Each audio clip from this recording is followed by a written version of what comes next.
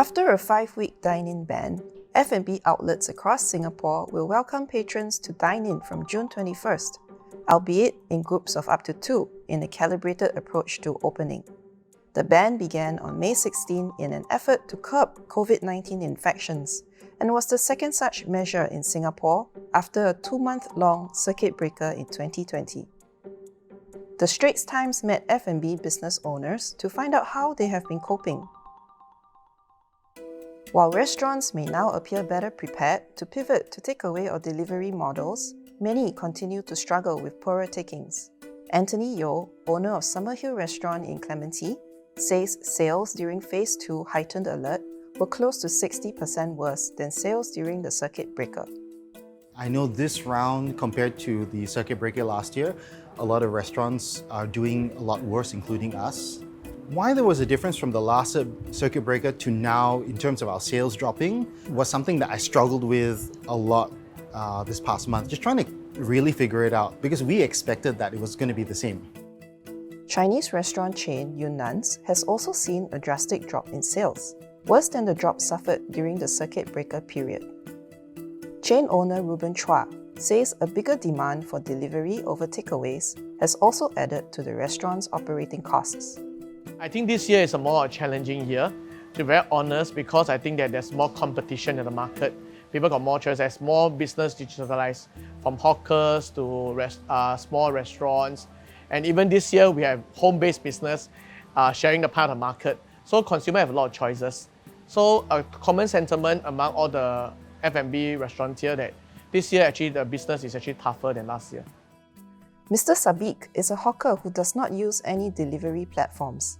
He says that while sales are down, compared to the circuit breaker, business has been marginally better as nearby shops could remain open. Last year for 2 months I closed shop because for the first 4 days I run the shop and there was totally no business. So it was very sad, making all the things in the morning and night time everything throw away. So it's a total waste. And compared to that, this time it's a semi, which means no dine-in, but the shops around, the shopping centers all open. So compared to previous year one, I think this one slightly better. So compared to that, this year actually we are doing okay, but still not that good because we don't do the delivery all.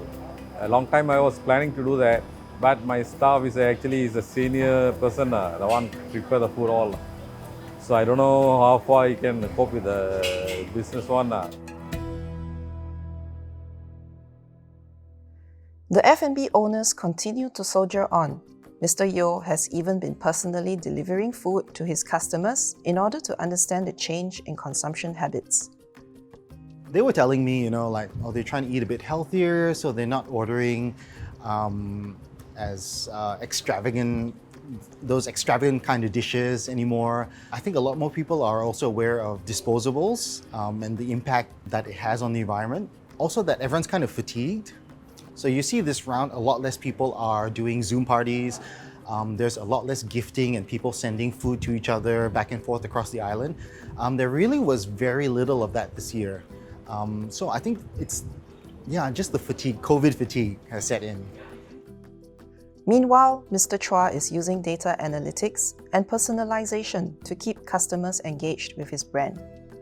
I think basically today, I think a lot of people, when they order delivery, I think they face a key problem, which is maybe the taste not as good as in the restaurant, the delivery time, or maybe the service also not as good as in the restaurant. So the rate of return is very low. So from there, when we analyze the customers through analytics, we know that what is the reason that made them shun away from us and what is the reason that made them come back to us. So we try to analyze this so that we get a lot of returning customer. Like what we have done is basically we will do a frequent call to customer. Like we even give them small little notes that write some nice messages, please take care, sanitize and put on our takeaway delivery. So it's a little bit of care and concern that we show our consumer that we really thanks them for the support.